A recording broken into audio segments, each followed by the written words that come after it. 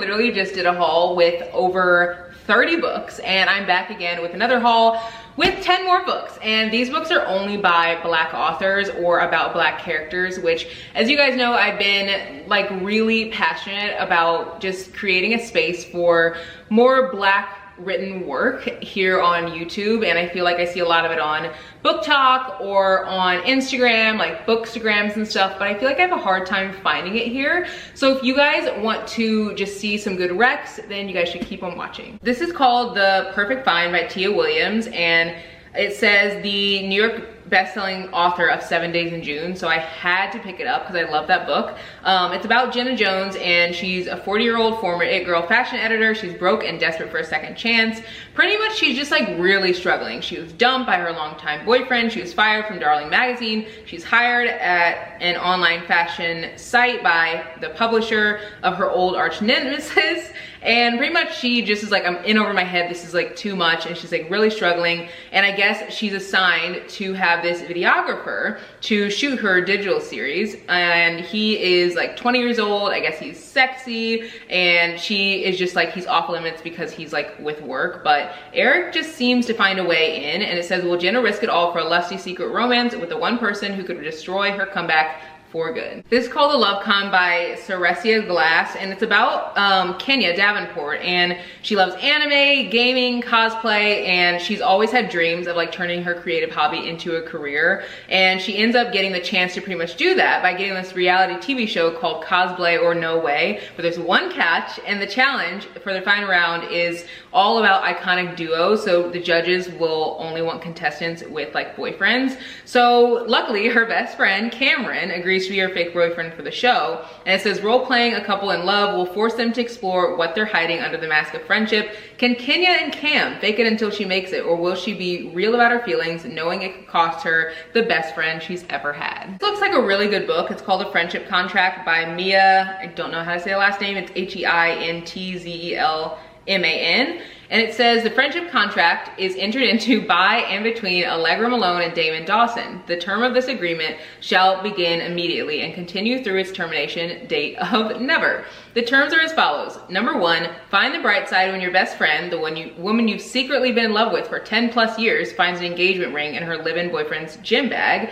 2, when she discovers the ring isn't for her and you volunteer to mop up her tears, don't freak out if you accidentally share a world-shattering kiss.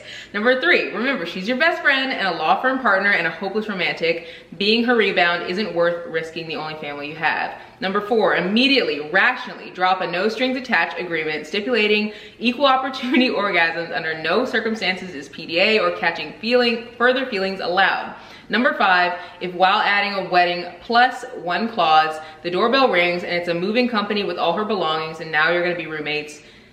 And this just seems like a lot. It says that it says fine print, do not fall in love, and I feel like this is literally a recipe for disaster, and I am here for it. This book looks so easy to read, and it says it is by Sean, and it's called Untouchable, and right on the back it says, I met the love of my life at when I was 10 years old. And Tallulah Evans, I guess, is someone that he's like been friends with for a really long time, deep in love, and he's like, there's nothing I wouldn't do for her, which is how I found myself caught up in agreeing to be her friends with benefits, knowing I wanted more, needed more. The problem is Tallulah isn't looking for more, and I get that. She's been burned more than once and isn't trying to repeat the cycle, but it's becoming harder to compartmentalize my feelings for her when all I want is everything when it comes to her. These 2 books are kind of together. This is called All I've Wanted, All I've Needed by A.E. Valdez. And then I got the second book. It's called The Beginning of Forever by the same author, and it's the same story, the story of Sunshine and Ace. And or maybe this is like 2 other characters that are in it. I'm not really sure, because this is about Harlow Shaw.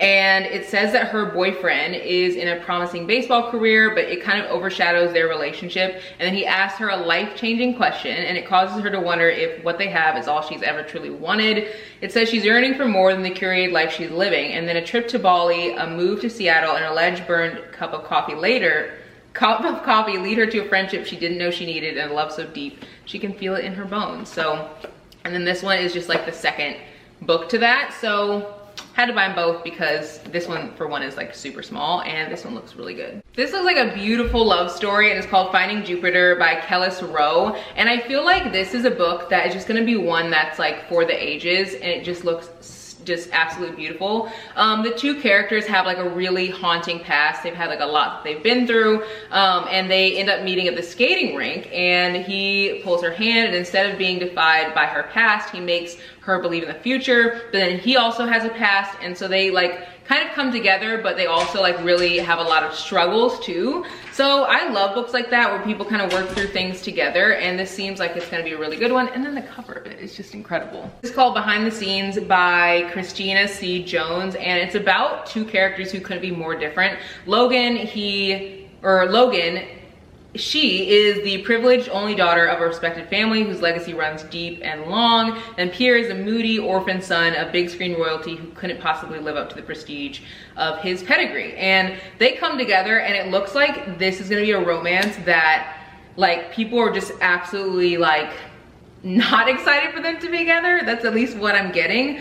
It said maybe they have more in common than it seems, and I love books like that where they're not necessarily from the same world, so they have to figure out how to integrate their worlds together and like learn from one another. And also the cover, again, is beautiful. This is a book I've heard so many great things about. It's called Unveiled by Kelsey Lay. It says well, okay, let me just get into this book because honestly, I feel like what I've heard is that it's about a girl who is like the it girl. Like everyone wants to be her, they're obsessed with her, but I guess she came from like a really hard like life and like a hard upbringing in a difficult area, and she's just like pushing her like old life aside. And then it says, under the veil, Malika Samuels is a confused woman living through her trauma. It appears that Malika is living a dream life, but in reality, what appears to be a dream is Malika's nightmare. So I wonder, I feel like there's something that she definitely went through. So for sure, look up trigger warnings because there might be some, and I'm not quite sure.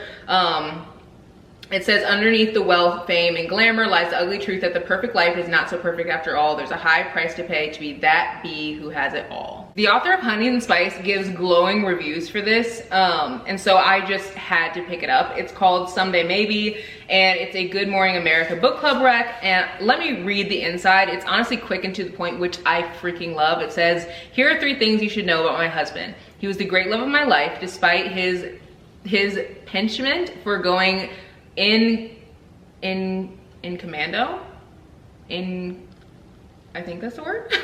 It says, number 2, he was, as far as I and everyone else could tell, perfectly happy, which is significant because number 3, on New Year's Eve, he killed himself. And here's one thing you should know about me. Number 1, I found him. Bonus fact, no, I'm not okay. This is by a debut author or a debut novel, and it's about a woman's emotional journey with loss and being pulled together by her tight-knit family. And I just am like all about this, and I feel like I don't read a lot of books about like grief or loss, so this will be an interesting one to read. I definitely am gonna have to pull up the tissues for this for sure. I hope you guys enjoyed this video, and I hope you enjoyed all of the recs that I gave you by Black authors. If you guys want to see a video that has even more good recs from Amazon, I will link the video below. I shared literally over 30 books with tons of good Black authors or Black protagonists, but also like tons of other books that I feel like are super popular. So yeah, if you guys want to see more books that you can potentially buy, look there. But then I also created a video with everything that's on my TBR, which is also massive, so you guys can look for recs there as well. And I will link all those videos below. I also talk about books in every single vlog, so be sure to subscribe, and I'll see you guys in the next one. Bye guys.